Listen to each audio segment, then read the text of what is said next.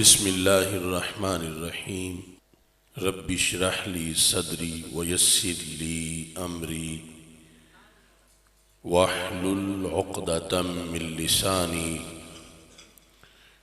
یفقہوا قولی رضیت باللہ ربا وبالاسلام دینا وبمحمد صلی اللہ علیہ وسلم نبیا ورسولا اللہ اکبر اللہ اکبر اللہ اکبر لبیک لبیک لبیک یا رسول اللہ صلی اللہ علیہ وسلم الحمد للہ رب العالمین والصلاة والسلام على خاتم النبیین سید الرسل وخاتم المعصومین وعلى آلہ واصحابہ اجمعین اما بعد فاعوذ باللہ من الشیطان الرجیم بسم اللہ الرحمن الرحیم وَسَيُجَنَّبُهَا الْأَتْقَى الَّذِي يُؤْتِي مَالَهُ يَتَزَكَّى صدق اللہ العظیم وصدق رسولہ النبی الکریم الامین ان اللہ وملائکتہ یصلون علی النبی یا ایہا الذین آمنوا صلوا علیہ وسلموا تسلیما الصلاة والسلام علیکہ یا سیدی یا رسول اللہ وعلی آلک واصحابک یا حبیب اللہ الصلاة والسلام علیکہ یا سیدی یا خاتم النبیین وعلی آلک واصحابک یا سیدی یا خاتم المعصومین مولا صلی وسلم دائما ابدا علی حبیبک خیر الخلق کلہم منزہ عن شریک فی محاسنہ فجوہر الحسن فیہ غیر منقاسم محمد تاج رسل اللہ قاتبۃ محمد صادق الاقوال والکلم محمد ذکرہ روح لانفسنا محمد ذکرہ فرد علی الامم رب صلی وسلم دائما ابدا علی حبیبک خیر الخلق کلہم خدایا بحق بنی فاطمہ کہ بر قول ایمان کنی خاتمہ اگر دعوتم رد کنی ور قبول منو دستو دامان آل رسول صلی اللہ علیہ وسلم اللہ تبارک و تعالی جل جلالہ وعم نوالہ وتم برہانہ وعظم شانہ وجل ذکرہ وعز اسمہ کی حمد و ثنا اور حضور سرور کائنات مفخر موجودات زینت بزم کائنات دستگیر جہاں غم گسار زمان سید سروران حامی بے کساں قائد المرسلین خاتم النبیین احمد مجتبی جناب محمد مصطفیٰ صلی اللہ علیہ وآلہ واصحابہ وبارک وسلم کے دربار گوہر بار میں ہدیہ درود و سلام عرض کرنے کے بعد السلام علیکم ورحمۃ اللہ وبرکاتہ۔ رب ذوالجلال کے فضل اور توفیق سے امیر المومنین خلیفۃ الرسول صلی اللہ علیہ وسلم بلا فصل حضرت سیدنا صدیق اکبر رضی اللہ تعالی عنہ کی یاد میں جو عشرائے صدیق اکبر ہم منا رہے ہیں۔ آج کا خطبہ جمعۃ المبارک بھی اسی موضوع پر ہے، اور اسی سلسلے میں سبقت سیدنا صدیق اکبر رضی اللہ تعالی عنہ کانفرنس کا انعقاد کیا جا رہا ہے۔ میری دعا ہے خالق کائنات جل جلالہ ہم سب کو قرآن و سنت کا فہم عطا فرمائے، اور قرآن و سنت کے ابلاغ و تبلیغ اور اس پر عمل کی توفیق عطا فرمائے۔ مختلف مواقع پر حضرت سیدنا صدیق اکبر رضی اللہ تعالی عنہ کی شخصیت کے لحاظ سے جو مختلف موضوعات ہیں وہ بیان کیے جاتے رہے ہیں۔ آج بھی ایک نہایت اہم موضوع زیر بحث ہے۔ رب ذوالجلال ہمیں اسے سمجھ کر اسے آگے پہنچانے کی توفیق عطا فرمائے۔ حضرت سیدنا صدیق اکبر رضی اللہ تعالیٰ عنہ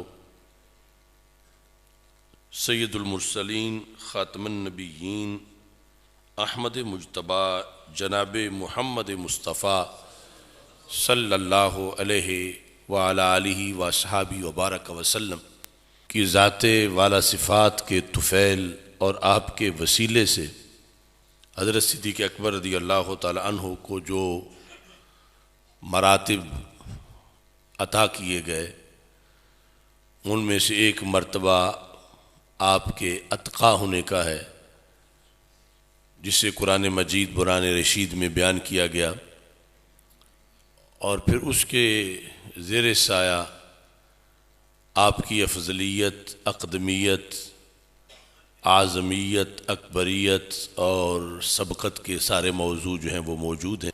کنز العمال کے اندر حدیث نمبر کے 35,675 جو 12ویں جلد میں ہے، اس میں تاجدار حلاتہ حضرت شیر خدا مولا علی المرتضیٰ رضی اللہ تعالی عنہ آپ کا یہ فرمان موجود ہے،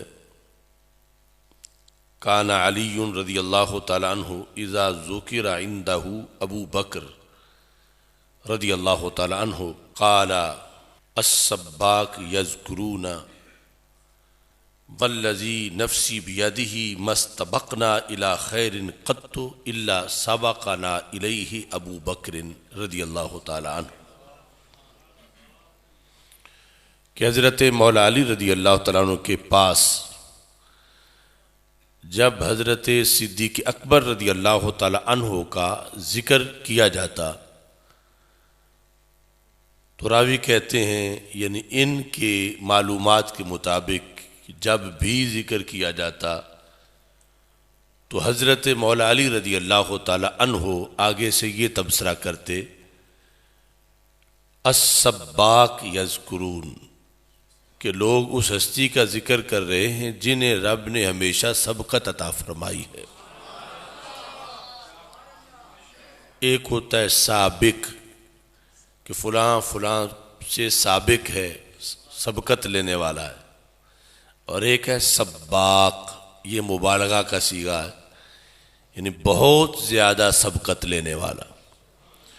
تو حضرت مولا علی رضی اللہ تعالیٰ عنہ سیدنا صدیق اکبر رضی اللہ تعالیٰ عنہ کے بارے میں جو لفظ استعمال کرتے تھے وہ تھے السباق، اور ایک بار نہیں، جب کوئی ایک بار ذکر کرتا تھا آپ 2 بار حضرت صدیق اکبر کو سباق کہتے تھے، کہ یہ سباق کا ذکر کر رہے ہیں، سباق کا تذکرہ ہو رہا ہے، اور ساتھ پھر یہ ارشاد فرماتے تھے والذی نفسی بیدہ، مجھے اس ذات کی قسم جس کے قبضہ قدرت میں میری جان ہے۔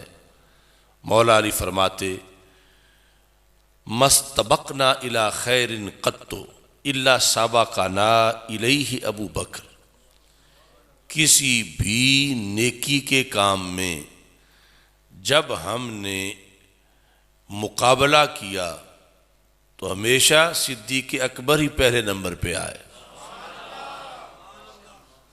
مستبقنا الی خیر قط،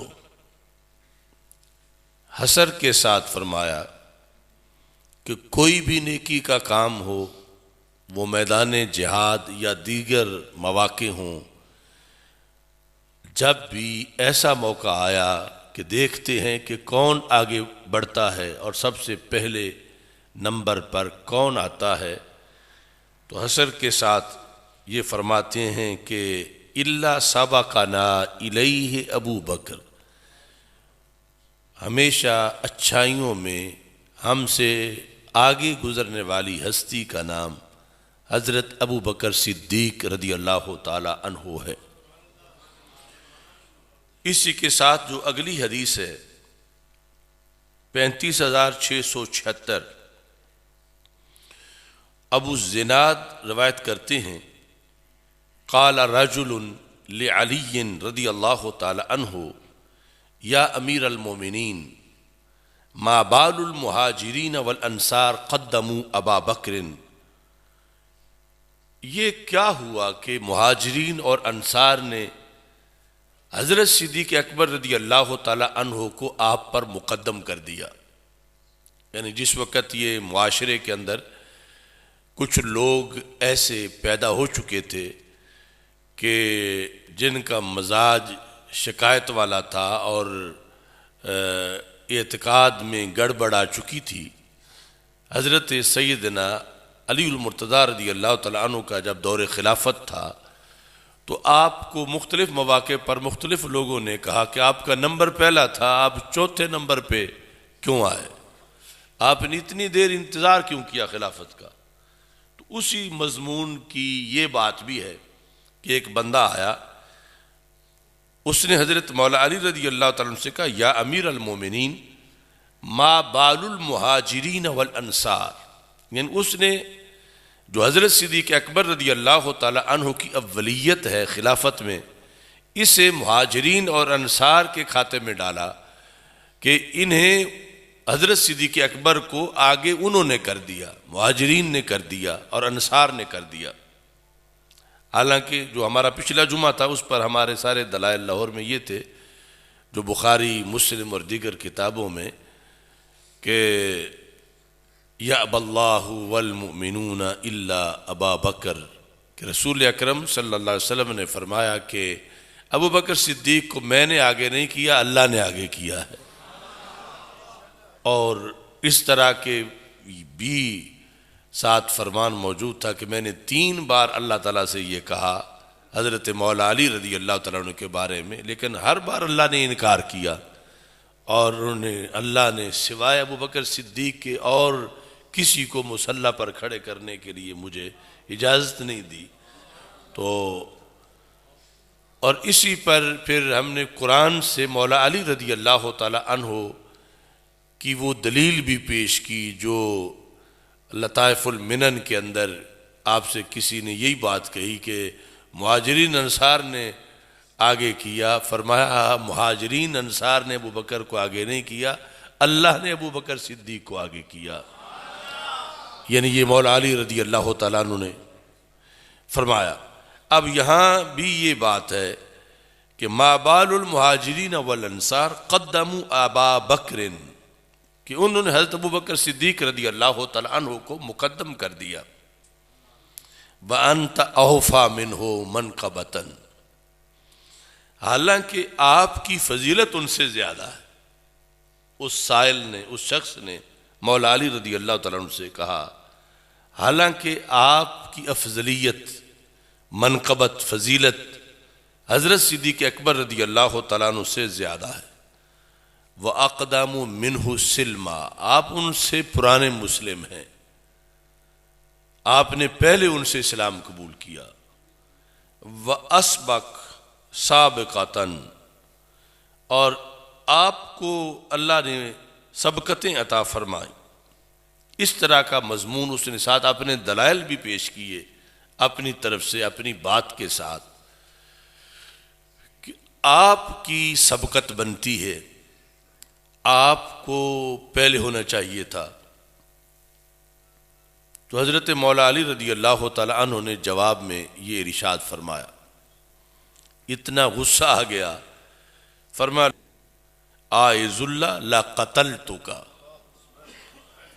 اگر تو مومن نہ ہوتا، یعنی مومنوں سے اپنے آپ کو شمار نہ کرتا کہ تو یہودی نصرانی تو ہے نہیں، شمار تو اپنے آپ کو مسلمانوں میں کرتا ہے، اور جو مسلمان ہوتا ہے وہ اللہ کی پناہ میں ہوتا ہے.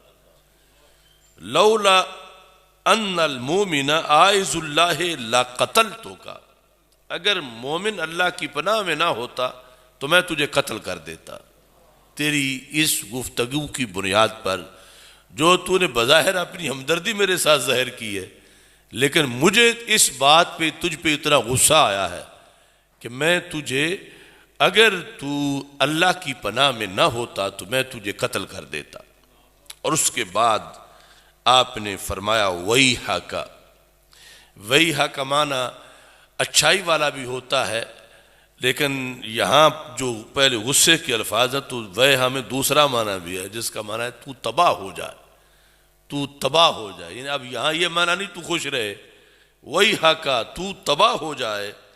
ان ابا بکر رضی اللہ تعالی عنہ سابقانی الی اربع، فرمایا 4 مواقع پر ابو بکر صدیق مجھ سے سبقت لے گئے. یعنی یہاں 4 کا بطور خاص تذکرہ کیا کہ تو مجھے کہہ رہا ہے کہ لوگوں نے مقدم کر دیا ان کو، تو لوگوں نے ان کو مقدم نہیں کیا، ان کو اللہ کی طرف سے یہ تقدیم ملی. اور ان 4 کا تذکرہ کرتے ہوئے فرمایا سبقانی الی الامامہ، امامت میں وہ مجھ پر سبقت لے گئے.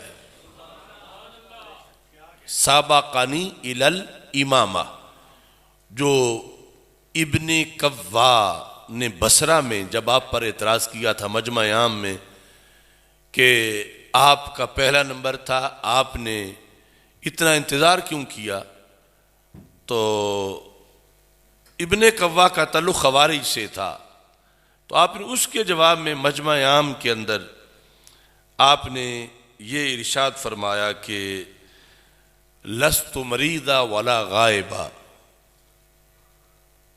اس دن جب رسول پاک صلی اللہ علیہ وسلم نے فرمایا تھا مرو ابا بکر فلیصلی بالناس، کہ ابو بکر صدیق رضی اللہ تعالی عنہ کو یہ کہو کہ وہ میرے مصلی پہ امامت کروائیں، میں اس دن نہ مریض تھا نہ میں غیر حاضر تھا.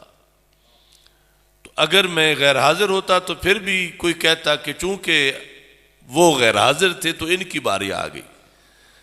اگر میں بیمار ہوتا پھر بھی کوئی کہتا کہ چونکہ مولا علی بیمار تھے لہذا متبادل ان کو بنا دیا گیا. فرمایا نہ میں بیمار تھا نہ میں غیر حاضر تھا، میں پاس ہی تھا. تو میرے سامنے رسول پاک صلی اللہ علیہ وسلم نے مجھے اور حضرت عباس کو فرمایا مرو ابا بکر، تم دونوں ابو بکر صدیق کو کہو جا کے کہ وہ جماعت کرائیں.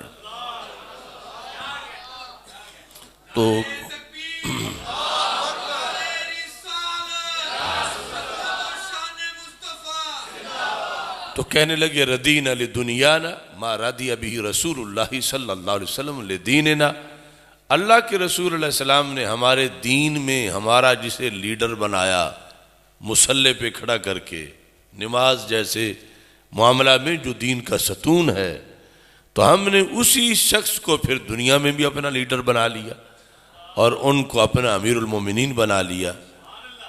تو اسی انداز میں آپ نے یہاں فرمایا سابقانی الی الامامہ، امامت میں سبقت انہیں ملی. یعنی سرکار نے یہ نہیں فرمایا مرو علی فلیصلی بالناس، یا مجھے جو میں پاس بیٹھا ہوا تھا فرماتے کہ انت تصلی للناس، آپ جماعت کرائیں. کہا کہ ابو بکر صدیق رضی اللہ تعالی عنہ کو سرکار نے سبقت دی کہ جماعت وہ کرائیں. اور اس کے بعد فرماتے ہیں کہ وہ تقدیم الہجرہ، ہجرت میں بھی وہ مجھ پہ سبقت لے گئے. وَإِلَى الْغَارِ، غار میں بھی وہ مجھ پہ سبقت لے گئے. وَإِفْشَاءِ الْإِسْلَامِ، اسلام کے اظہار میں بھی وہ مجھ پہ سبقت لے گئے. یہ ایک جدا موضوع ہے جو کبھی بیان کریں گے. اسلام لانا اور اسلام کا اظہار کرنا یہ دو جدا چیزیں ہیں۔ تو مولا علی رضی اللہ تعالی عنہ نے فرمایا وَإِفْشَاءِ الْإِسْلَامِ، اظہار اسلام کے اندر بھی وہ مجھ سے سبقت لے گئے، اور ساتھ یہاں تک گفتگو کے بعد پھر فرمایا وَيْحَكَ، تو تباہ ہو جائے، ان اللہ ذم الناس کلہم ومدح ابا بکر۔ ایک وقت وہ بھی تھا کہ جس میں اللہ نے ہر بندے کی مذمت کی، اللہ نے مذمت کی، یعنی رسول اکرم صلی اللہ علیہ وسلم جب دعوت ایمان انسانیت کو دے رہے تھے کہ میرا کلمہ پڑھو، ان اللہ ذم الناس کلہم ومدح ابا بکر، رسول اکرم صلی اللہ علیہ وسلم کی دعوت جن لوگوں کو تھی، جنہوں نے اس دعوت کو قبول بھی کر لیا، ان سب کو شمار کر کے اللہ نے سب کی مذمت کی۔ لیکن اس وقت بھی جس ہستی کی رب نے تعریف کی، رسول اکرم صلی اللہ علیہ وسلم کے زیر سایہ انہیں رکھ کے، وہ صدیق اکبر رضی اللہ تعالیٰ عنہ۔ اور یہ ساتھ آیت پڑھی اِلَّا تَنْصُرُوهُ فَقَدْ نَاصَرَهُ اللَّهُ، کہ اگر تم نے میرے محبوب کی مدد نہ کی تو اللہ تو ان کی مدد کرے گا۔ یہ جو ہجرت کا معاملہ تھا تو اس میں یہ جو اِلَّا تَنْصُرُوهُ، یہ خطاب سب کو تھا کہ تم نے اگر مدد نہ کی تو اللہ تو مدد کرے گا۔ جب باقی سب کو اللہ تعالیٰ یہ فرما رہا تھا اِلَّا تَنْصُرُوهُ، اس وقت بھی غار میں صدیق اکبر ساتھ تھے، یعنی وہ اس جھڑکی میں نہیں آ رہے تھے، وہ اس مذمت میں نہیں تھے جو اللہ تعالیٰ مذمت فرما رہا تھا، جو مولا علی خود استدلال کر رہے ہیں، کہتے ہیں وَيْحَكَ، تو تباہ ہو جائے، ان اللہ ذم الناس کلہم، اللہ نے سارے لوگوں کی مذمت کی، وَمَدَحَ ابا بکر، اس دن بھی ابو بکر صدیق کی مدح کی، ابو بکر صدیق کی تعریف کی۔ فقال اِلَّا تَنْصُرُوهُ فَقَدْ نَاصَرَهُ اللَّهُ، کہ اگر تم اے لوگو مدد نہیں کرو گے میرے محبوب صلی اللہ علیہ وسلم کی تو اللہ نے یقیناً ان کی مدد کر دی ہے۔ تو یہ خطبہ دیا حضرت مولا علی رضی اللہ تعالی عنہ نے خصوصی طور پر اس شخص کو کہ جو یہ ظاہر کر رہا تھا کہ میں آپ کا محب ہوں اور آپ کا پہلا نمبر ہونا چاہیے، اور مولا علی کو اتنا غصہ آیا، فرمایا کہ اگر تم اللہ کی پناہ میں نہ ہوتے تو میں تجھے قتل کر دیتا، اور کہا کہ اللہ نے یہ سبقتیں عطا کی ہیں حضرت سیدنا صدیق اکبر رضی اللہ تعالیٰ عنہ کو۔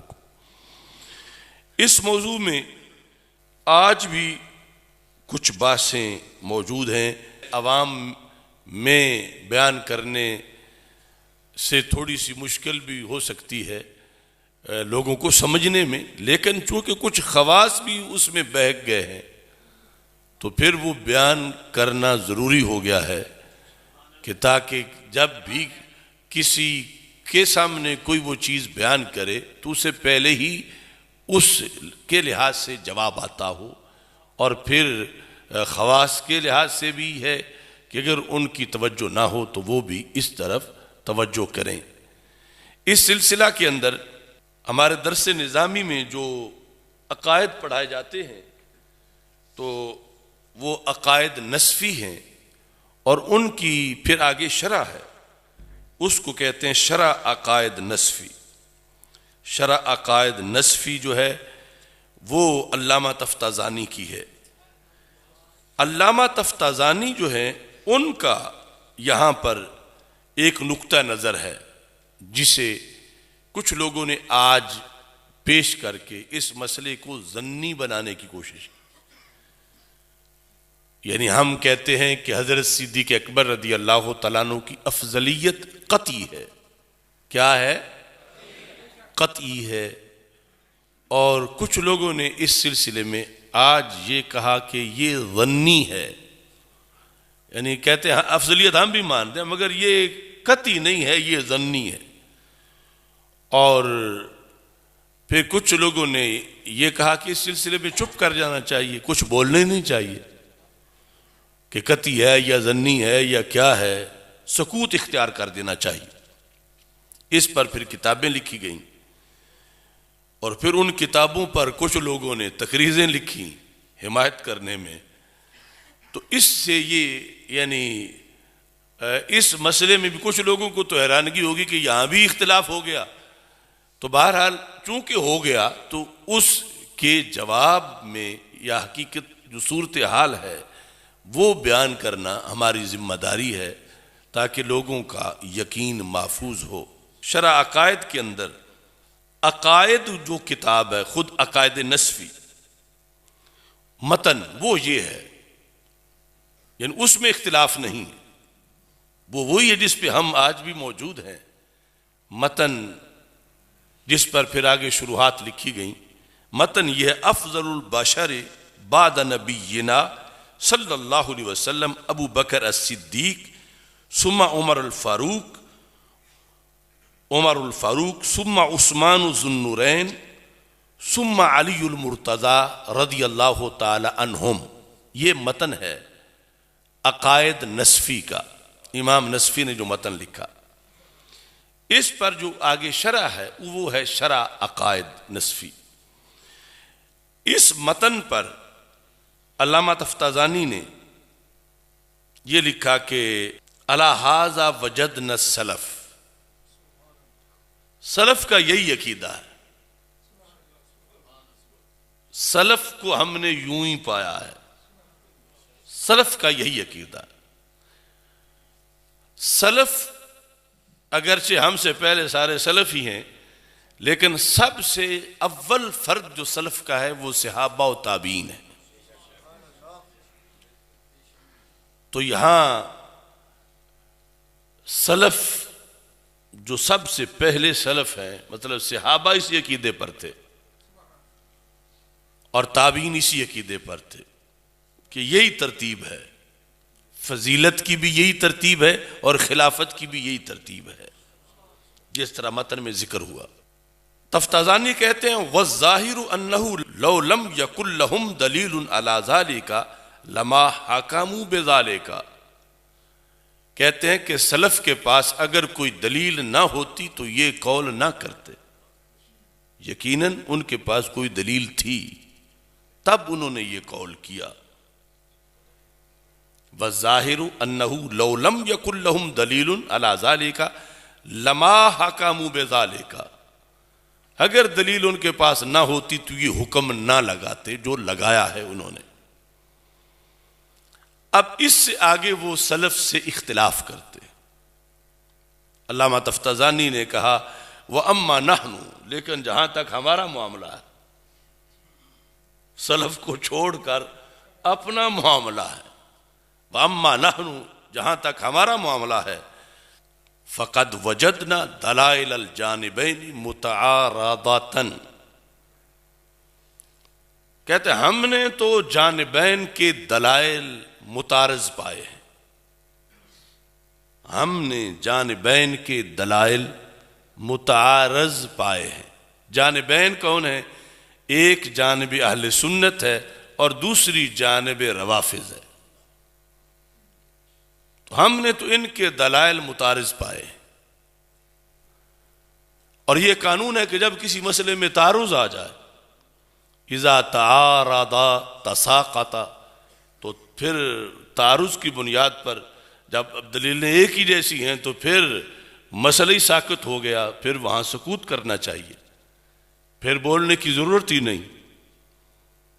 تو تفتازانی جو ہے انہوں نے کہا کہ ہم نے تو اس مسئلے میں جانبین کے دلائل متعارض پائے ہیں۔ وَلَمْ نَجِدْ هَذِهِ الْمَسْأَلَةَ مِمَّا يَتَعَلَّقُ بِهِ شَيْءٌ مِّنَ الْأَعْمَالِ، اور کہتے ہیں ساتھ کوئی اس مسئلے کے ساتھ عمل کا تعلق بھی نہیں ہے کہ یہ ضرور ہم چھیڑیں۔ اور پھر تیسرے نمبر پر کہتے ہیں کہ اگر اس میں توقف کر لیا جائے تو کس واجب میں خلل آئے گا، ادھر چلے گئے۔ اور اب میں مختصر کر رہا ہوں، یہ لفظ پھر انہوں نے بول دیے، کہتے ہیں وَالْإِنصَافُ میرے نزدیک یہاں انصاف یہ ہے اس مسئلے میں، یہ دیکھنا ہے کہ افضلیت کا مدار کس پر ہے۔ تو دو شقیں بنتی ہیں، افضلیت کا مدار جو ہے وہ کثرت ثواب پر ہے یا کثرت فضائل پر ہے۔ تو اگر تو افضلیت کا مدار کثرت فضائل پر ہو، جس طرح کے ذوی العقول سمجھتے ہیں کہ جس کی فضیلتیں زیادہ ہیں وہی افضل ہے، تو پھر تو اس میں افضل کا قول کیا جا سکتا ہے کہ کون افضل ہے۔ اور اگر یہ ہے کہ ثواب کس کا اللہ کے ہاں زیادہ ہے، تو وہ کہتے ہیں وہ تو اللہ کو پتا ہے کہ ثواب کس کا زیادہ ہے۔ اگر کثرت ثواب پر افضلیت کا مدار رکھا جائے تو پھر کہتے ہیں انصاف یہ ہے کہ اس بارے میں توقف کیا جائے۔ وَالْإِنصَافُ أَنَّهُ إِنْ أُرِيدَ بِالْأَفْضَلِيَّةِ كَثْرَةُ الثَّوَابِ، کہ اگر جب دو شخصیتوں میں تقابل ہو رہا ہو کہ ان میں افضل کون ہے، اس کا مدار اس پہ رکھنا ہے کہ ان میں سے اللہ کے ہاں ثواب کس کا زیادہ ہے۔ اگر اس پر مدار رکھنا ہے تو کہتے ہیں فَلِلتَّوَقُّفِ جِهَةٌ، تو پھر یہاں اس مسئلے کو چھیڑنے کی ضرورت نہیں، چونکہ ہمیں تو پتہ نہیں ہے کہ اللہ کے ہاں کس کا ثواب زیادہ، تو پھر توقف کی جہت بھی بنتی ہے۔ انصاف یہ ہے کہ توقف کی جہت بھی بن جاتی ہے، پھر توقف کیا جائے۔ اور دوسری طرف اگر دوسری شکل لی جائے کہ ذوی العقول کس کے فضائل زیادہ دیکھ رہے ہیں، تو پھر وہ بنتا ہے کہ پھر بتایا جائے کہ کون افضل ہے۔ یہ انہوں نے اس جگہ یہ بیان کرنے کے بعد کہ اسلاف کا مذہب وہ ہے جس میں چاروں کی درجہ بندی ہے، خلافت کی ترتیب ہے، اور خلافت کی ترتیب پر ہی فضیلت کی ترتیب ہے، اور ان کے پاس کوئی دلیل ہوگی، انہوں نے دلیل پر ہی کہا ہوگا، لیکن کہا ہم اس سلسلے میں دلائل کو متعارض دیکھ رہے ہیں، تو تعارض کی بنیاد پر کہا میرے نزدیک انصاف یہ ہے کہ اگر مدار رکھنا ہے اس چیز پر کہ ثواب کس کا زیادہ ہے، تو پھر ہم توقف بھی کر سکتے ہیں، اس میں توقف کر جائیں۔ اور اگر یہ کہ ذوی العقول جو ہیں کس کے فضائل زیادہ سمجھتے ہیں، تو پھر افضلیت کا قول جس کی بھی افضلیت ہو کیا جا سکتا ہے، لیکن توقف کا رستہ بھی انہوں نے درمیان میں بتایا۔ اب دوسری طرف آپ مجھ سے یہ بارہا سن چکے ہوں گے، اور ہم نے یہ جتنی کراچی کی سنی کانفرنس تھی، لاہور کی، آگے پیچھے یہ بتایا کہ امام اعظم ابو حنیفہ رحمۃ اللہ علیہ نے اپنے زمانے میں جو سنی ہونے کی شرطیں بیان کی، ان میں سے یہ شرط بیان کی کہ نقر، ہم اہل سنت ہیں، ہم یہ اقرار کرتے ہیں بِأَنَّ أَفْضَلَ هَذِهِ الْأُمَّةِ بَعْدَ نَبِيِّهَا ابو بکر ثم عمر ثم عثمان ثم علی رضی اللہ تعالیٰ عنہم۔ اور پھر یہ شرط ہے سنی ہونے کی کیا؟ تفضیل الشیخین وحب الختنین والمسح علی الخفین، کہ دو ہستیاں جو ہیں حضرت صدیق اکبر اور حضرت فاروق اعظم رضی اللہ تعالیٰ عنہ، ان دو کو باقی سب سے افضل ماننا، یہ سنی ہونے کی علامت ہے۔ اور اگر توقف کرے تو پھر علامت نہیں پائی جائے گی، کیونکہ تفضیل تو ہے منہ سے بولنا، اور امام صاحب کہتے ہیں اقرار کرنا، جس طرح حلف اٹھانا ہوتا ہے کہ ہم اقرار کرتے ہیں۔ اور آگے پھر محبت ختنین ہے، نبی اکرم صلی اللہ علیہ وسلم کے دونوں دامادوں کی محبت، حضرت عثمان غنی اور حضرت مولا علی رضی اللہ تعالی عنہما۔ اور اس کے بعد مسح علی الخفین موضوع پر مسح کا اس زمانے میں یہ ایک علامت یہ بھی ساتھ قرار دی۔ اب یہ جو ہے اس پر میں آپ حضرات کے سامنے اپنی طرف سے تبصرہ نہیں کرنا چاہتا، بلکہ ایک تبصرہ جو ہے وہ حضرت مجدد الفسانی رحمۃ اللہ علیہ کی طرف سے کرنا چاہتا ہوں، اور دوسرا اسی شرح عقائد کے شارح امام پرہاروی جو ہیں نبراس میں جو انہوں نے کیا، اور پھر اس مسئلے کی جو اصل حقیقت ہے اس کو جس کمال انداز میں حضرت مجدد الفسانی رحمۃ اللہ علیہ نے واضح کیا وہ آپ کا ہی حصہ ہے۔ اب یہ اصل جو کتاب تھی شرح عقائد، اس کی عبارت کا خلاصہ میں نے آپ کے سامنے رکھ دیا کہ وہ کیا کہنا چاہتے ہیں، ان کا موقف کیا ہے۔ اگرچہ وہ موقف غلط ہے، جو جہاں سے نحنو سے لے کر انہوں نے کہا کہ ہم یہ سمجھتے ہیں، لیکن جو انہوں نے کہا انصاف یہ ہے کہ وہ لوگوں کو بتایا جائے کہ ان کا موقف ہے کیا، اور اس کے بعد اس موقف کی حیثیت کیا ہے اور وہ کیوں غلط ہے، تاکہ کوئی اس غلط موقف کو اپنا کے اپنا عقیدہ خراب نہ کرے اور اہل سنت سے خارج نہ ہو۔ ہم نے جو خطبہ کنونشن میں بھی یہ پڑھا تھا، حضرت مجدد الفسانی رحمۃ اللہ علیہ کا مکتوب جو ایک خطیب کے رد میں آپ نے سامانہ کی طرف بھیجا، سامانہ جو بھارت کا علاقہ ہے، کہ اس خطیب نے عید کے خطبے میں خلفاء راشدین کے نام نہیں لیے تھے، تو آپ نے بحث کرتے کرتے فرمایا کہ اگر اس نے اس لیے نہیں لیے کہ اسے ان چاروں کے اندر تفضیل میں توقف ہے، اسے توقف ہے کہ ان چاروں میں سے افضل کون ہے، یہ طے ہو تو پھر وہ کسی نے کہا تو پہلے نام لے گا، تو اس کے نزدیک چونکہ طے ہی نہیں تھا بیچارے کے نزدیک، تو اس لیے اس نے چھوڑ دیے۔ تو یہ مجدد صاحب نے کہا اگر اس نے اس لیے چھوڑے کہ اسے توقف ہے تو فرما راہ سنت را تارک است، پھر وہ سنی نہیں ہے۔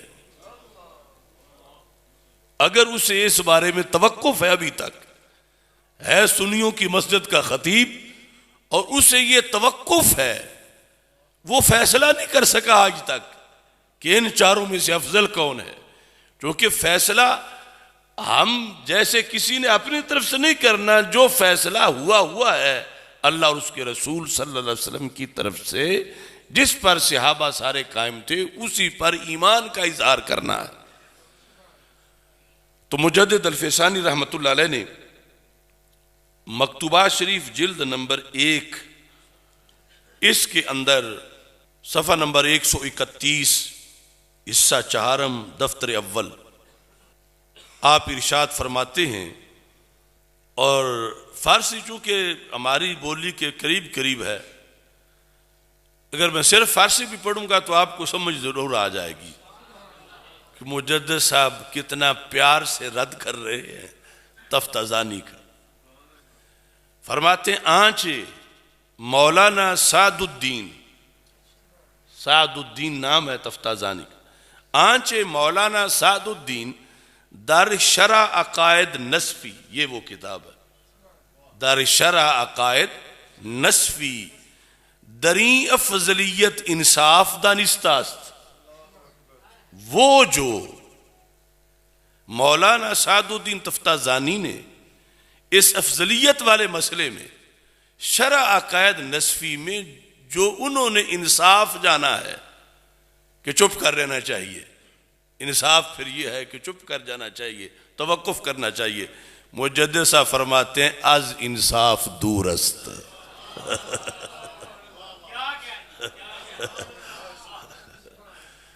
از انصاف دور است، جسے وہ کہہ رہے ہیں کہ انصاف یہ ہے کہ پھر چپ کر جانا چاہیے، مجدد صاحب نے کہا از انصاف دور است، یہ بات انصاف سے دور ہے، یعنی انصاف سے دور ہے تو مطلب کیا یہ ظلم ہے، از انصاف دور است۔ اور پھر مجدد صاحب کہتے ہیں یہ جو انہوں نے 2 شکیں بنائی ہیں، کیا 2 شکیں بنائی تھیں کہ افضلیت کا مدار کثرت ثواب پر ہے یا کثرت فضائل پر ہے، تو مجدد صاحب کہتے ہیں کہ جب طے ہے کہ افضلیت کا مدار یہ ایک چیز پر ہے تو پھر شکے بنانا ہے ہی فضول. فرماتے ہیں وہ تردیدے کے نموداس، تردیدے کا مطلب ہے شکے بنانا، کہ اس پر کثرت ثواب پر مدار ہے یا فضائل پر مدار ہے. کہتے ہیں تردیدے کے نموداس بے محاصلس، یہ بے فائدہ ہے. کیوں؟ چے مقرر علماء است کہ افضلیت با اعتبار کثرت ثواب نزد خدائے جل وعلا اینجا مراد است. یہ طے ہے کہ افضلیت کا مدار کثرت ثواب پر ہے، دوسری شک ہے ہی نہیں. افضلیت کا مدار یعنی دو بندوں میں افضل کون ہے؟ جس کا ثواب اللہ کے ہاں زیادہ ہے وہ افضل ہے، جس کا ثواب اللہ کے ہاں زیادہ ہے وہ افضل ہے. اس سلسلے میں تھوڑی سی وضاحت نبراس سے آپ کے سامنے پہلے رکھ دوں. یہ امام پرہاروی کی کتاب جو نبراس ہے، یہ کوٹ ادو کے علاقے میں ان کا مزار ہے. انہوں نے اپنے عہد میں جوانی میں فوت ہو گئے تھے، مگر ان کی عربی کتابیں عرب ملکوں میں بھی پڑھائی جاتی ہیں. کوٹ ادو مظفر آباد. انہوں نے عربی میں اس کتاب کی ہی شرح لکھی، شرح عقائد کی شرح، اور ان سب پر حاوی ہے وہ شرح جو سیال کوٹ میں لیٹے ہوئے عبدالحکیم صاحب کی ہے. یہ جو جہاں سے یہ متن شروع ہوتا افضل البشر، یہاں پر حاوی لکھتے ہیں ذکر المحققون ان فضیلت المبحوث عنہا فی الکلام ہی کثرت الثواب اے اعظم الجزائے علی اعمال الخیر لا شرف النسب، کہ افضلیت کا مدار کثرت ثواب پر ہے. اس کے مقابلے میں دو چیزوں کی نفی کی، اس پر مدار نہیں ہے.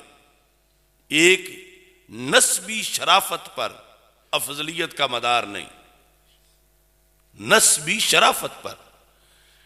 عام نسب نہیں کہ یہ چٹا ہے، یہ چیمہ ہے، یہ شیخ ہے، یہ چودھری ہے، نہیں، وہ بزرگ ہستیوں والا نسب. اس کے مقابلے میں بھی کہا کہ اس نسب کے شرف پر بھی افضلیت کا مدار نہیں. ایک اس پر مدار نہیں، دوسرا کہ ظاہری طور پر بندگی کون زیادہ کرتا ہے، اس پر بھی نہیں.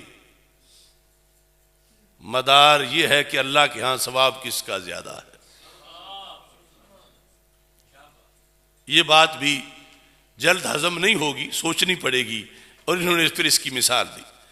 فرمایا کہ مثال کے طور پر وَإِلَّا لَازِمَ أَن يَكُونَ وَلَدُ النَّبِيِّ صلی اللہ علیہ وسلم افضل من النبی الذی لیس ابوہ نبیا، کہ اگر لونا شرف نسب کی بنیاد پر افضلیت، تو پھر جو بندہ کسی نبی کا بیٹا ہے، ولد النبی ہے لیکن خود نبی نہیں، بیٹا اللہ کے نبی کا ہے، تو اس کی نسبی شرف تو کمال درجے کی کہ نبی کا فرزند ہے. تو پھر اگر نبی کے یعنی شرف نسب کو فضیلت کا مدار، افضلیت کا مدار، فضیلت تو ہے ہی، افضلیت کا مدار اگر شرف نسب کو بنایا جائے، تو امام عبدالعزیز پرہاروی نے کہا، جو آپ کا ذہن بھی اس بات کو مانے گا، کہ پھر وہ جو کسی نبی کا بیٹا ہو، خود نبی نہ ہو، لیکن وہ افضل ہو اس سے جو نبی تو ہے مگر بیٹا نبی کا نہیں ہے. یعنی ایک ہستی خود نبی ہے مگر وہ ہستی کسی نبی کا بیٹا نہیں، وہ کسی نبی کے بیٹے نہیں، خود نبی ہیں. ایک طرف وہ رکھو، اور دوسری طرف ایک ہے غیر نبی لیکن بیٹا نبی کا ہے. تو جو نبی کا بیٹا ہو شرف نسب کا تو اس کا اونچا ہے، اور جو خود نبی ہے لیکن بیٹا نبی کا، اس کی نسب کا شرف وہ نہیں جو نبی کے صاحبزادے کے نسب کا شرف ہے. تو اب ان میں سے افضل کون ہوگا؟ افضل تو نبی ہے. افضل نبی ہے، لیکن اگر شرف نسب کو دلیل افضلیت کی بناؤ تو پھر نبی کا بیٹا اس نبی سے افضل ہونا چاہیے جو نبی خود کسی نبی کا بیٹا نہیں ہے، کیونکہ نبی تو ہے مگر اس کے نسب کو تو وہ شرف حاصل نہیں جو شرف اس بیٹے کو حاصل ہے جو خود نبی تو نہیں مگر بیٹا کسی نبی کا ہے۔ تو اس واسطے شریعت میں افضلیت کا مدار شرف نسب پر نہیں، ورنہ یہ لازم آگا کہ غیر نبی نبی سے افضل ہو جائے، اور غیر نبی کو نبی سے افضل ماننے سے کفر لازم آتا ہے۔ شرف نسب ہے، یعنی عام نسب کی بات نہیں کر رہا دنیا داری والے، وہ اللہ کے ہاں عظیم نسب جو ہے نبی کا فرزند ہونا، اور اس کی فضیلت بھی ہے، لیکن دو ذاتوں میں جب افضلیت کا تقابل ہوگا تو افضلیت کا مدار شرف نسب پر نہیں ہے، کیونکہ جو نبی کا اللہ کے ہاں ثواب ہے وہ ثواب اس کا نہیں جو بیٹا اگرچہ نبی کا ہو مگر نبی نہ ہو خود، اس کا وہ ثواب اللہ کے ہاں نہیں جو ثواب اللہ کے نبی کا ہے۔ تو ان میں سے افضل کون ہوگا؟ جو اللہ کا نبی ہے۔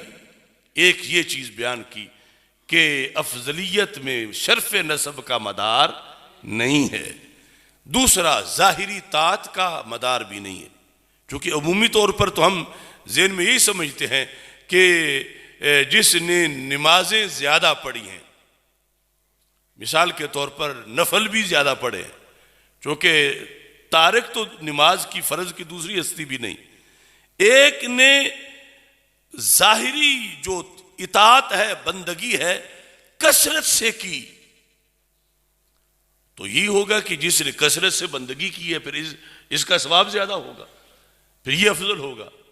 تو امام پرہروی نے کہا یہ بھی نہیں۔ کیوں؟ فرمایا اگر کوئی بطور فرض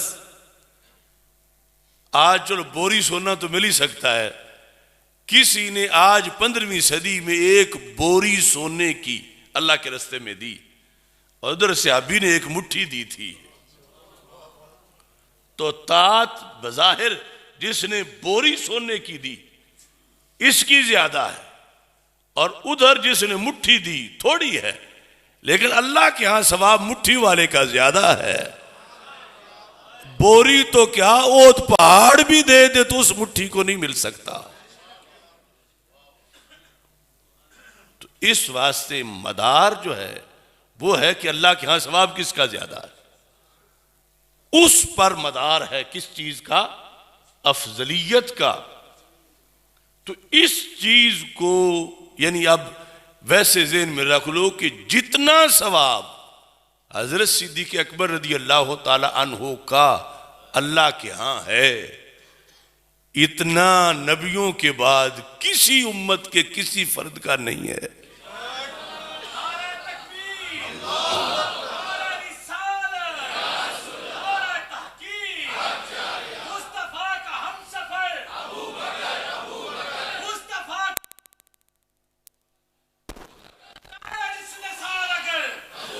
آگے ابھی یہ بتائیں گے کہ آپ کو کس نے بتایا کہ ان کا ثواب سب سے زیادہ ہے، جو امام تفتازانی کہہ رہے تھے، تو وہ ابھی بات آگے آئے گی، مجدد صاحب وہ بھی بتائیں گے کہ کس نے بتایا ہے۔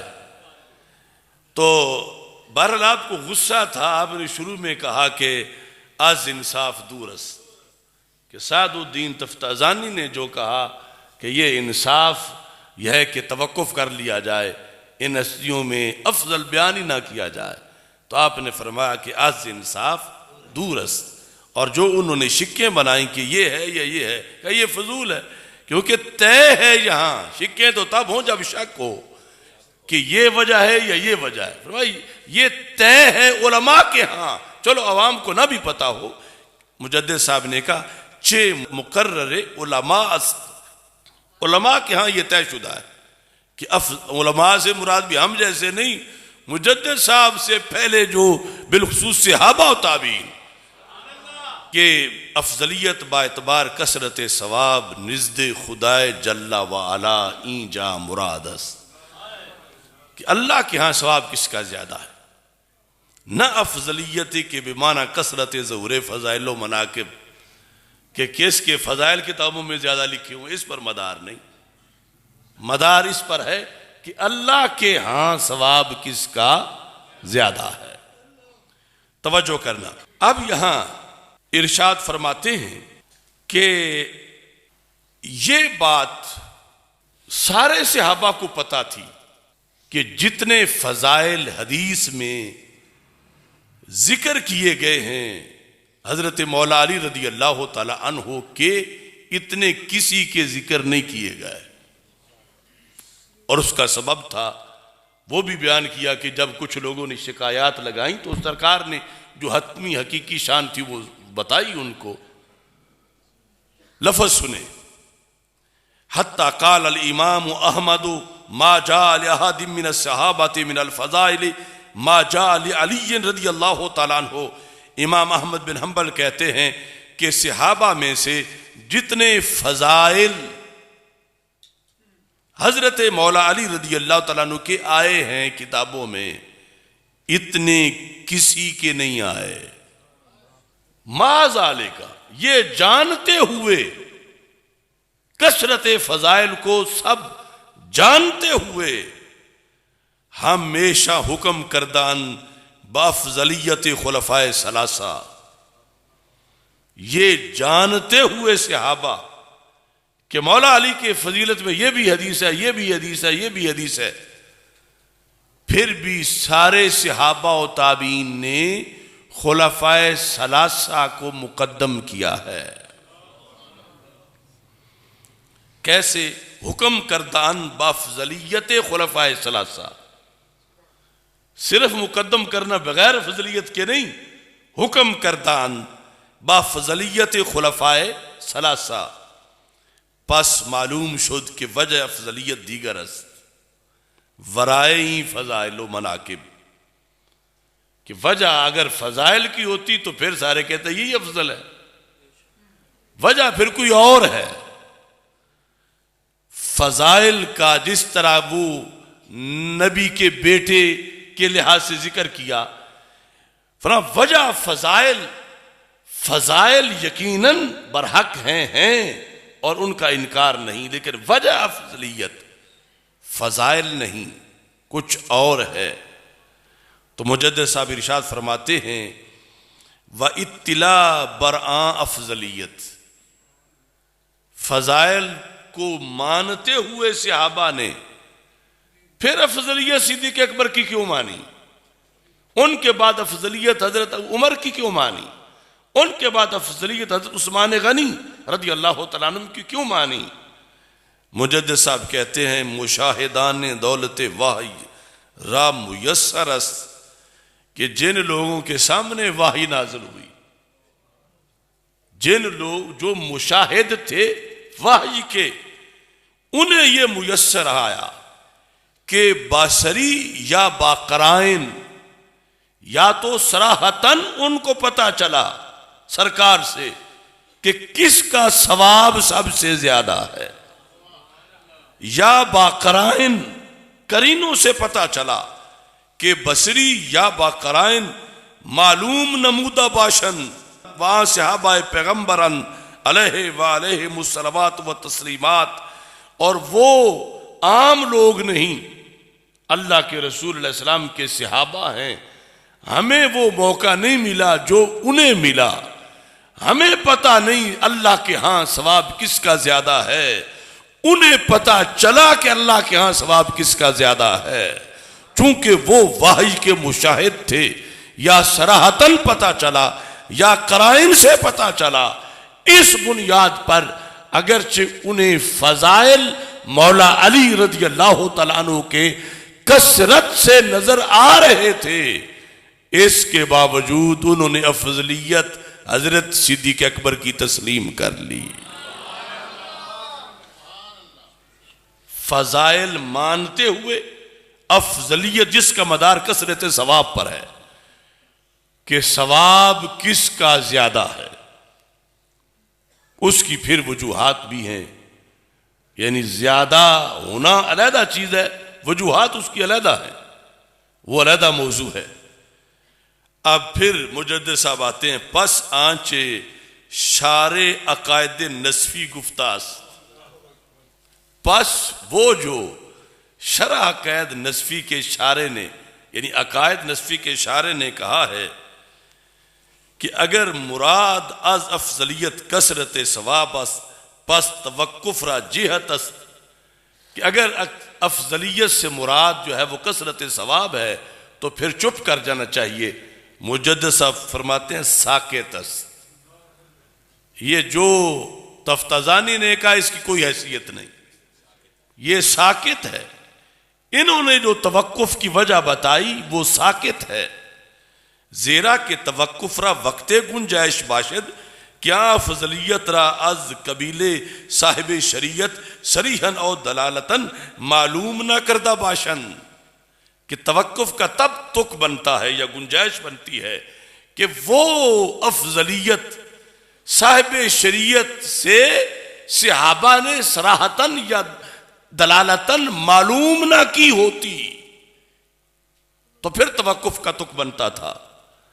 جب صاحب شریعت سے رسول پاک صلی اللہ علیہ وسلم سے صحابہ نے اس افضلیت کو معلوم کر لیا تو اب توقف کی کوئی گنجائش باقی نہیں بچتی۔ اور یہ بھی ساتھ ہی اعتراض اٹھ گیا کہ تم کون ہوتے ہو ترازو ہاتھ میں پکڑے ہوئے ہیں کہ یہ افضلہ یہ افضلہ، تمہاری کیا حیثیت ہے؟ کوئی یہ بھی تو اعتراض کرتا ہے۔ تو مجدد صاحب نے کہا کہ ہماری کوئی حیثیت نہیں، لیکن جن کی شریعت ہے ان کی حیثیت ہے۔ صاحب شریعت کی حیثیت ہے، ان کا حکم چلتا ہے۔ وہ زبان جس کو سب کن کی کنجی کہیں، اس کی نافذ حکومت پہ لاکھوں سلام۔ تو پھر سنو، آپ فرماتے ہیں کہ پس آنچے شارع عقائد نصفی گفتاس، کہ اگر مراد از افضلیت کثرت ثواب است پس توقف را جہت است ساکت است، کہ جو انہوں نے کہا تفتازانی نے کہ توقف کی گنجائش ہے، کہا ساکت ہے۔ کیوں؟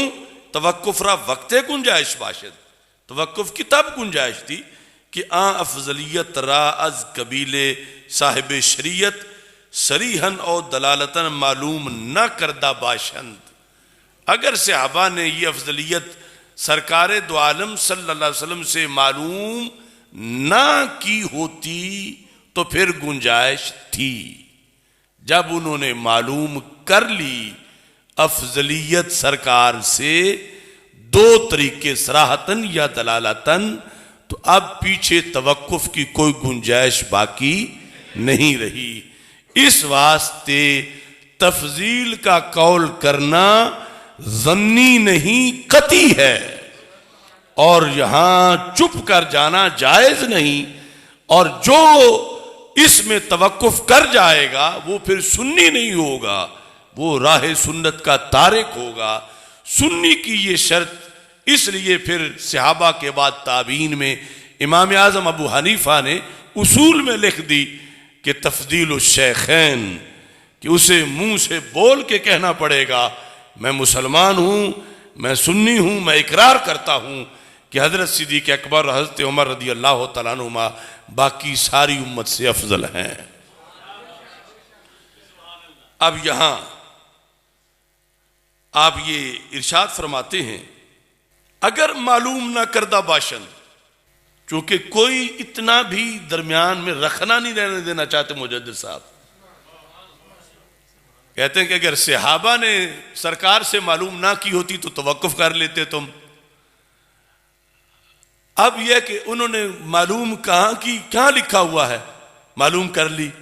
مجدد صاحب کہتے ہیں اگر معلوم نہ کردہ باشند چرا حکم بافضلیت کنند، اگر معلوم نہیں کی ہوئی تھی تو صحابہ افضلیت کا حکم کیوں لگا رہے تھے؟ تو افضلیت کا حکم لگانا جو تواتر سے ثابت ہے، صحابہ کا افضلیت کا حکم لگانا، یعنی افضلیت صدیق اکبر رضی اللہ تعالیٰ عنہ کا حکم لگانا، یہ اس بات کی دلیل ہے کہ وجہ افضلیت سرکار سے معلوم کر چکے تھے، ورنہ یہ جماعت صحابہ ہرگز اپنی طرف سے افضلیت کا حکم نہ لگاتی۔ اب کہتے ہیں وہاں کہ ہمارا برابر دانند، کچھ لوگ کہتے ہیں سب برابر ہیں۔ دیکھو نا، ہمارے ان بڑوں نے کتنی صدیاں پہلے یہ سارے جھگڑے ختم کیے ہوئے ہیں، لیکن اصل مسئلہ تو یہ ہے یہ پڑھے کون؟ یہ دیکھ کر بھی بہت سے لوگوں کے سر کو درد ہو جاتا ہے، یہ ایک جلد، یہ اتنی بڑی دوسری جلد، اور جنہوں نے پڑھ پڑھ کے سنانے تھے وہ آج شہزاد خان ہیں۔ وہ الف کو کلی بھی کہہ دیں تو بڑی بات ہے کہ حضرت صاحب نے کہا الف کلی ہے، یعنی کوئی تکبر غرور نہیں، لیکن میں چاہتا ہوں کہ اس وقت کے سارے پیر یہ مکتوبات اس فقیر کے پاس پڑھتے تو یہ جھگڑے پیدا نہ ہوتے۔ مجدد صاحب نے تو لکھے تھے کہ پیروں کا نصاب ہے یہ، کہ پیر پڑھ پڑھ کے خانقاہوں میں مریدوں کو سکھائیں گے۔ یہ شروع میں لکھا تھا انہوں نے کہ یہ میں فلاں خلیفے کو لکھ رہا ہوں، وہ اپنے مریدوں کو پڑھ کے سنائے، فلاں کو لکھ رہا ہوں۔ آج اس نام پر مجدد trade centre, Sirhind trade centre, یعنی دکانوں کے نام، ایجنسیوں کے نام، کمپنیوں کے نام یہ تو رکھ لیے، لیکن یہ پتہ ہی نہیں مجدد صاحب کیا جگر پگھلاتے رہے ہیں کہ تفتزانی نے کیا لکھا، فلاں نے کیا لکھا، کس نے غلط لکھا، کس نے صحیح لکھا۔ مجدد صاحب نے ترازو پکڑا اور صحیح کر کے سمجھا کے گئے، لیکن اب بات ہو یا کوئی پڑھے تو صحیح۔ اور اصل جو ان کا لکھا ہوا عربی اور فارسی میں ترجمہ، تو جس کو میں کیا کہوں کہ لکھا کچھ ہوتا ہے، ترجمے کچھ لکھے ہوتے ہیں آگے۔ ترجمے اور جو کچھ انہوں نے لکھا، اکثر مقامات ایسے ہیں جس زمین آسمان کا فرق ہے۔ ترجمے میں لکھا ہے زمین ہے، متن میں لکھا ہے آسمان ہے، تو وہ ہدایت کیسے ملے؟ تو ان کو چلو میرے پاس یہ پیر نہ پڑھیں، کوئی پڑھا ہوا دیکھ لیں کہیں، کم از کم مکتوبات تو پڑھ لیں، یہ نقش بندی تو پڑھ لیں۔ حالانکہ اس مکتوبات کو تو قادریوں نے بھی پڑھا، چشتیوں نے بھی پڑھا، سہروردیوں نے بھی پڑھا، یہ سب کا نصاب ہے۔ اور آج صرف یہ الماریوں کے شو پیس بنا کے تو رکھے ہیں، مگر یہ پوچھتے نہیں کہ اس وقت جو فتنہ ہے معاشرے میں اس کا حل مجدد صاحب نے کیا لکھا۔ آج وہ انہی کے جو وارث ہیں، وہ عبد القادر شاہ جی جا کے وہ دم پکڑے ہوئے، جس نے کہا کہ یہ تو پکا مسئلہ ہی کوئی نہیں ہے، برباد گلستہ کرنے کو بس ایک ہی الو کافی ہے، ہر شاخ پہ الو بیٹھا ہو انجام گلستہ کیا ہوگا۔ وہ روافظ نے تو خود کسر نہیں چھوڑی فتنے کی، اور آگے یہ جو سپانسر ہیں ان کے سپورٹر، انہوں نے اس مسئلے پر کہ جس پر مدار ہے سنیت کا، تو مجدد صاحب فرماتے ہیں آپ نے لکھا کہ وہاں کہ ہمارا برابر دانند، جو کہتے ہیں چاروں یار برابر ہیں، وہ فضل یکے بر دیگرے فضولی انگارن، اور کہتے ہیں کسی کو دوسرے پر فضیلت دینا فضول ہے۔ ایسی آوازیں سنی ہوں گی تم نے۔ مجدد صاحب کہتے ہیں جو یہ کہتا ہے بل فضول است، بل فضول است۔ مجدد صاحب گالی نہیں دیتے مگر کسر بھی نہیں چھوڑتے۔ جو یہ کہتا ہے، اب کروڑوں طاہر القادری جیسے مجدد کے جوتے کی خاک جیسے نہیں ہے، جنہوں نے آ کے دین بگاڑا اور وہ باتیں کی، اور اب انہی بزرگوں کے نام لے کے چندے بھی لیتے ہیں اور انہی کے خلاف بھی چلتے ہیں۔ اور ہمارا جرم یہی ہے کہ درمیان میں سے پردہ ہٹا کے کہتے ہیں دیکھو چندہ کس کے نام پہ لے رہے ہیں اور بغاوت کس سے کر رہے ہیں۔ اب دیکھیے مجدد صاحب آپ فرماتے ہیں کہ وہاں کے ہمارا برابر داند، وہ جو کہتا سب برابر ہے، وہ فضل یکے بر دیگرے فضولی انگارت. یہ جو فارسی ہے نا، میں نے اپنے ابا جی سے پڑھی تھی، اللہ ان کی زندگی لمبی کرے صحت و عافیت کے ساتھ. فضل یکے بر دیگرے فضولی انگارت، یہاں تک مبتدا ہے. خبر کیا ہے؟ کہتے ہیں بالفضول است، بڑا بیہودہ انسان ہے، جو یہ کہے وہ بیہودہ ہے. اب ہم اس کو بیہودہ کیوں نہ کہیں؟ مجدد صاحب جیسا خلق والا بندہ بیہودہ اس کو کہے کہ وہ بیہودہ ہے.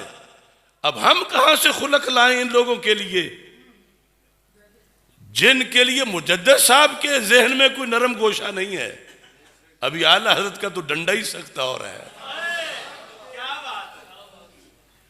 مجدد صاحب کہتے ہیں بل فضول است، بڑا فضول دا باپ ہے، یعنی بل فضول ہے، فضولیت اعلیٰ ہے، بیہودہ ہے.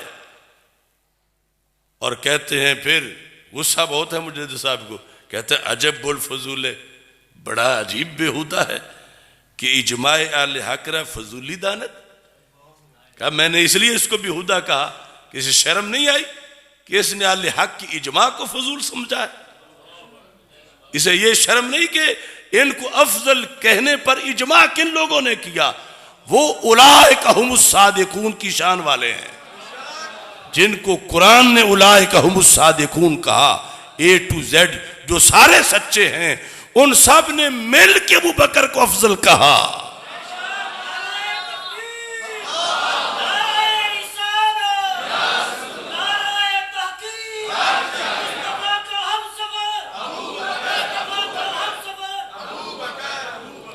فرماتے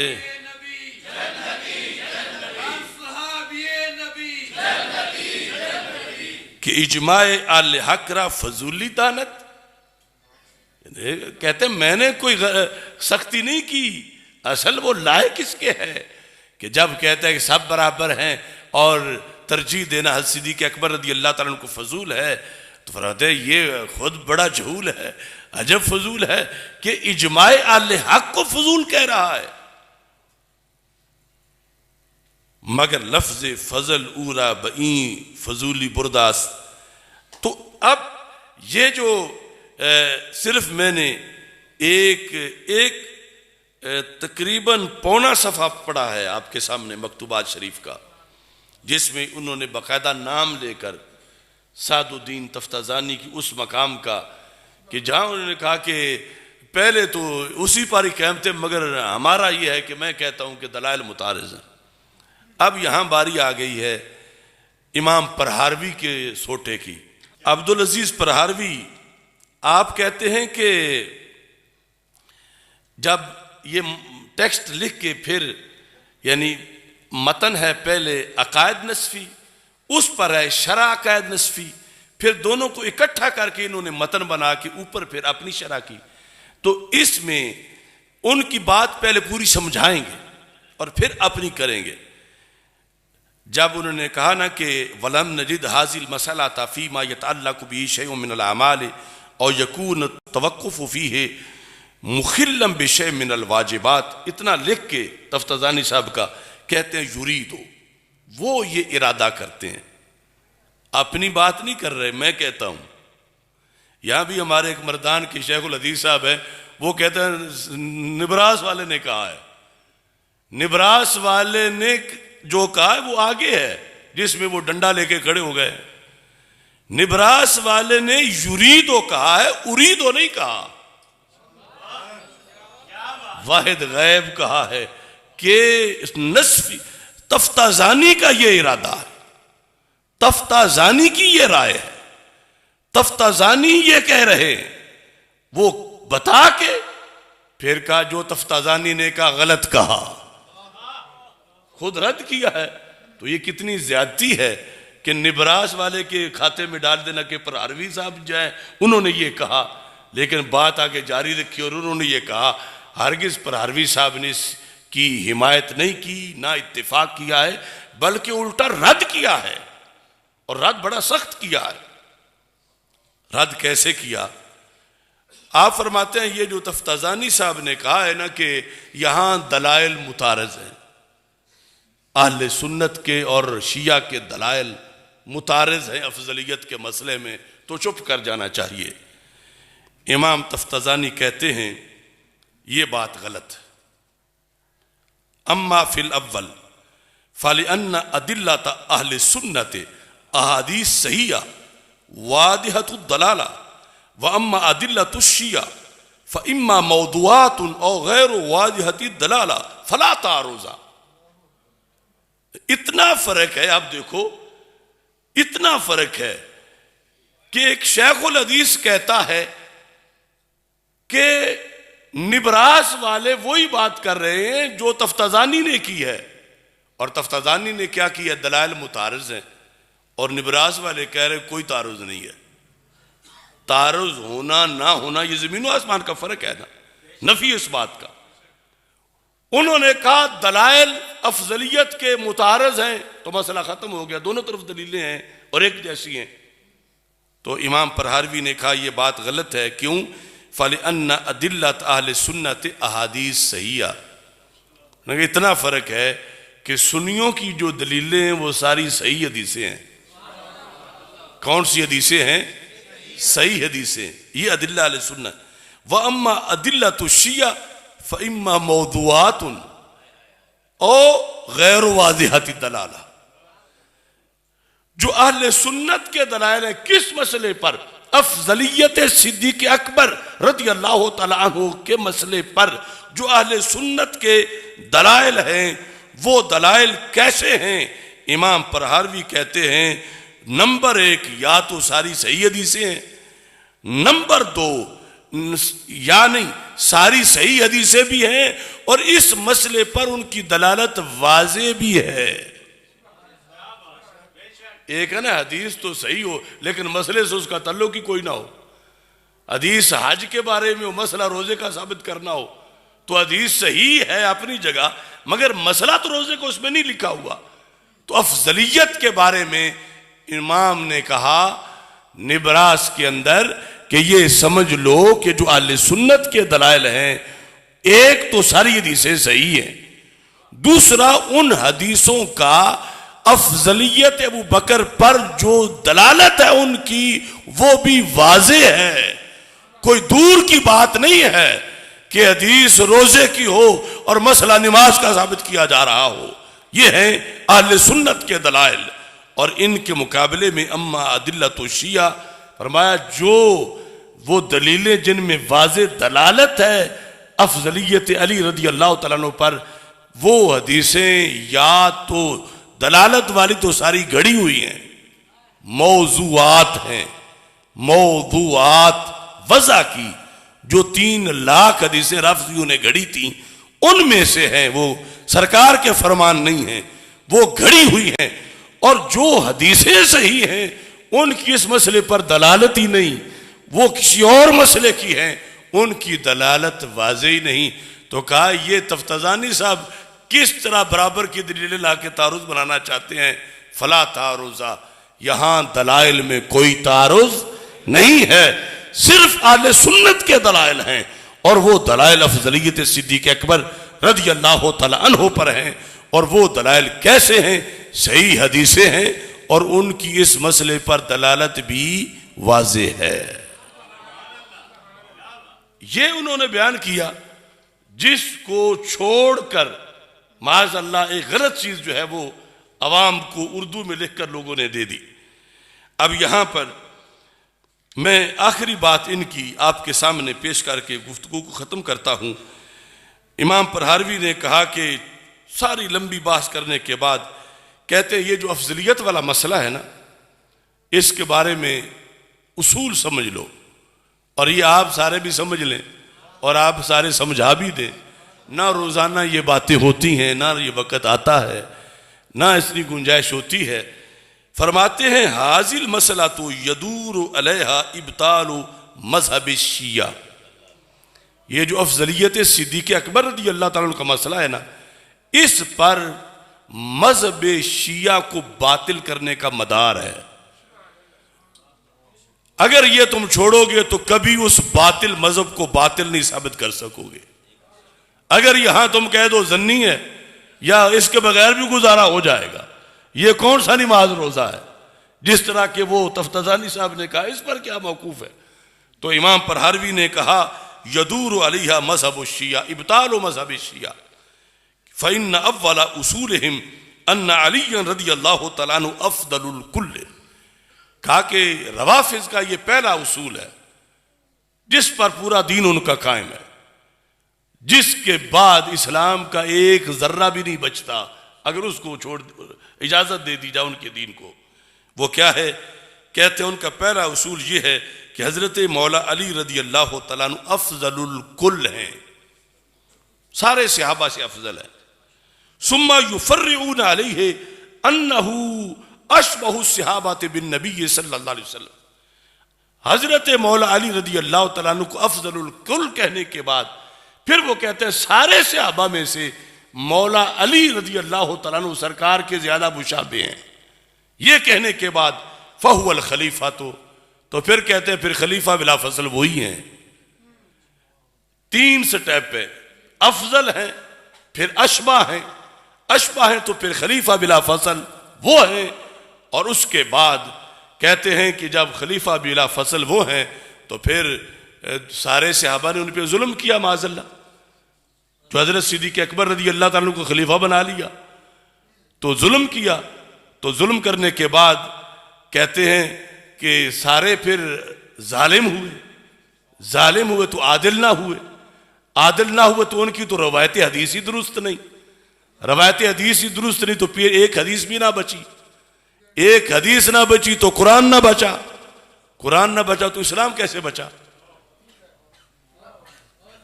امام تفتازانی کے مقابلے میں یہ کہا نبراس والے نے کہ مسئلہ افضلیت کے بارے میں گھوگنیاں نہ ڈالو منہ میں، اس پر پورے دین کی بقا ہے کہ ان کو افضل کہہ کے سارے صحابہ پر، پھر روافض ان کو اشبہ، پھر ان کو خلیفہ بلا فصل جب انہیں کہتے ہیں تو پھر حضرت صدیق اکبر اور سارے جنہوں نے ان کو بنایا اگرچہ ان میں مولا علی بھی شامل ہے، ان سب کو وہ کہتے ہیں یہ ظالم ہے. اور اصول کے مطابق جو ظالم ہو بندہ اس کی روایت حدیث غیر معتبر ہوتی ہے. تو پھر سارے صحابہ سے تو حدیث آگے آئی ہے، قرآن بھی ان کے ذریعے سے آیا ہے، تو نہ کوئی آیت معتبر ہوگی نہ کوئی حدیث معتبر ہوگی، تو پیچھے اسلام کے دامن میں بچے گا کیا؟ یہ صفایا کیوں ہوا کہ جب ان کی یہ بات مان لی کہ یہ افضل الکل ہیں اور افضلیت کے مسئلے پہ تم نے سٹینڈ نہ لیا کہ اس میں کیا پڑا ہوا ہے دین کا، تو امام پرہروی نے کہا کہ پھر دین کا کچھ بھی نہیں بچے گا. لہذا افضلیت کے مسئلے پر اسی پر رہو جس پر سلف تھے صحابہ سے لے کر امت کے اندر. اور یہاں چلتے چلتے انہوں نے اس میں یہ لکھا، کہتے ہیں فَيَبْطُلُ كُلُّ حَدِيثٍ رَوَاهُ اہل سنہ، اہل سنت جتنی حدیثیں روایت کرتے ہر ایک باطل ہو جائے گی. وَهَذَا هُوَ تَرْتِيبُهُمْ فِي تَدْلِيلِ ضُعَفَاءِ الْمُسْلِمِينَ. روافض ایسے ہی ضعیف مسلمانوں کو، سادوں کو گمراہ کرتے ہیں.